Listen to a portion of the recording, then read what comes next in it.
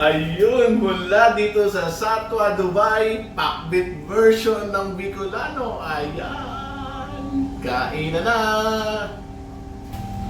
Good morning mga kamaster, Kachinito. So ngayong araw na to ay gusto ko namang ibahagi sa inyo itong Bicolano version na pinakbit. Ayan. So ngayon, naglagay na tayo ng kawali. Ayan, painitin lang natin to. Tayo ng mantika, ayan. Mantika.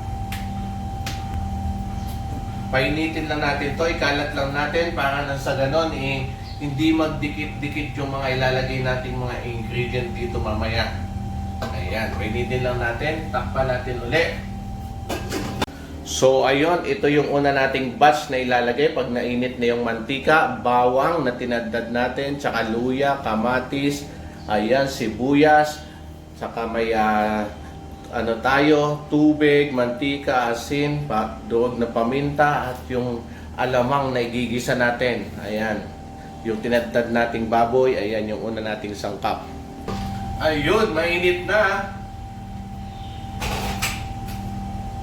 At una nating ibagsak yung ating luya para pa-brown natin to. At pag nag-brown na, isunod na natin yung sibuyas. Ayan, halo-haluin lang natin. Ang bango ng luya.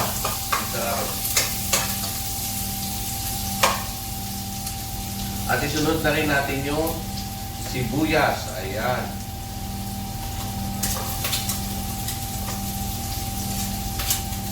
Pinapangatlo ko palagi yung bawang para hindi masyadong tutong. Yung gusto ko ay tamang-tama lang yung luto ng bawang para mas malasa, mas masarap. At sa puntong ito, isunod na natin yung bawang. Ayan. Haluin lang natin at pag nakita natin nagbabrown na yung bawang, saka na natin isunod yung kamatis. At isunod na natin yung kamatis. Ayan.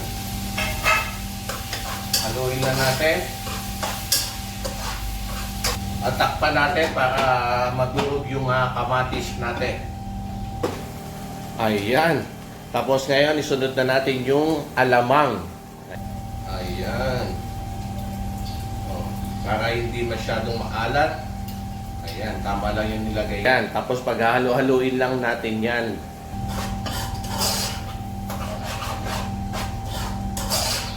Pag nakita natin nagbabraw na at luto na yung alamang natin, isusunod na natin yung baboy. Ayan. Gigisa rin natin yung baboy.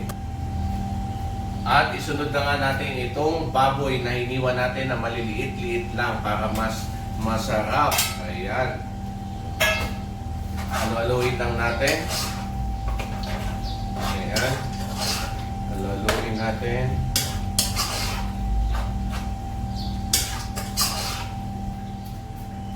Ayan, at lagyan natin ng pamintang durog. Ayan.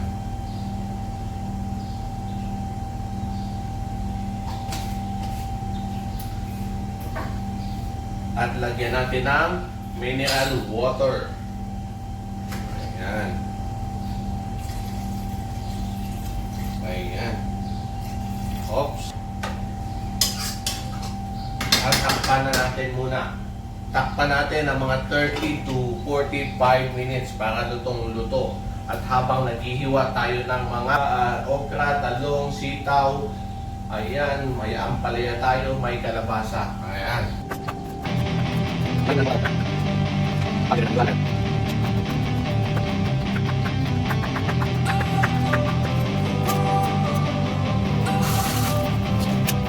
Don't wanna sleep in, cause I got something to prove. I gotta take what I hate and finally make a move. I think of you and all the shit you don't do. Well, I'ma make hella sure that I don't become you.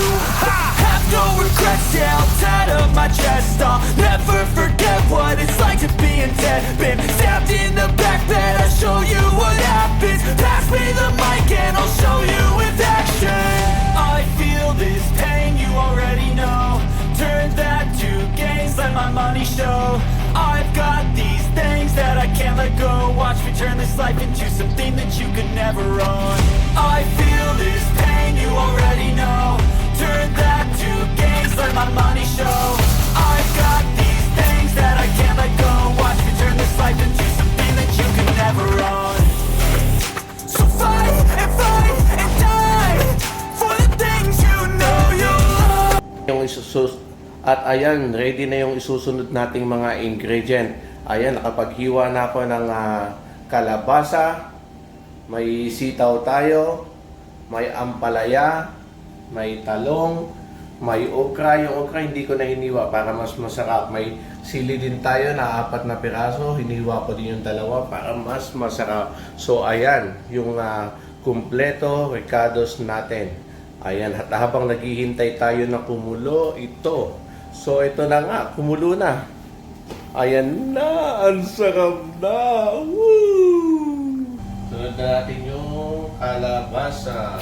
Kasi ito yung mas matagal na maluto na kalabasa, kaya ito yung mas inuuna. Ayan. Lang natin siya ng mga 1 minute. At ayun, isunod na natin yung ampalaya. Ampalaya at saka sitaw.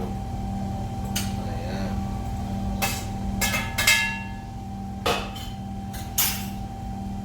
At talong. Ayan.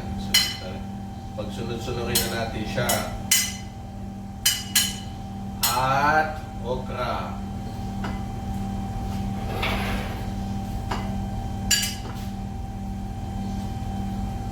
At maglalagay din tayo ng 2 hiwa ng sili. At ito, dinurog ko din yung 2 sili para medyo maanghang-anghang konti. Ayan. Ayan na ang kumpletong recados. So, lagyan natin ng konting tubig.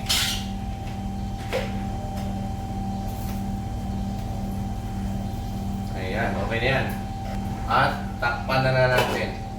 Lulutuin lang natin siya ng hanggang sa maluto yung mga gulay, mga 5 to 10 minutes siguro. At habang naghuhugas tayo ng mga pinagtagtaran at pinagtalata natin dito. At ayan, luto na! Ayan na. Oh, ang sarap! Tapos halu-haluin natin ng mga 30 second lang. At ayun, itatransfer natin sa lagayan para makakain na tayo. Mula dito sa Satwa, Dubai, pakbit version ng Bicolano. Ayan, kain na! Ayan, unang subo, baboy. Ang lambot ng baboy. Ang sarap. Saka tama lang, medyo may guhit sa lalamunan gawa ng yung dinurog ko nga yung 2 sili. Kaya gumuguhit siya sa lalamunan. At ito yung talong. Tama-tama lang din yung lambot niya. At itong okra naman. Sarap. At ang ampalaya. Sarap.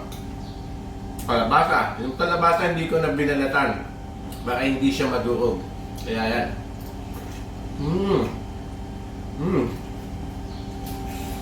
Sarap. Sarap. Grabe.